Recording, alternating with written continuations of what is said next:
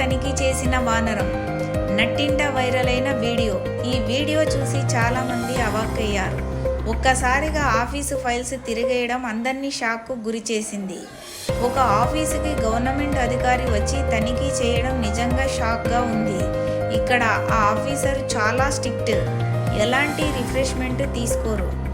ఇలా audit officer కూడా చేసి ఉండకపోవచ్చు అని చెప్పకనే చెప్పారు నెటిజన్లు.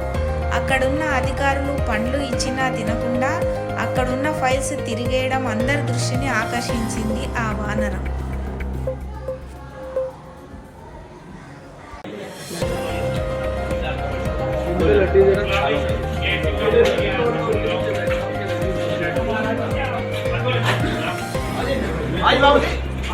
नाथीराम जी आ जाओ।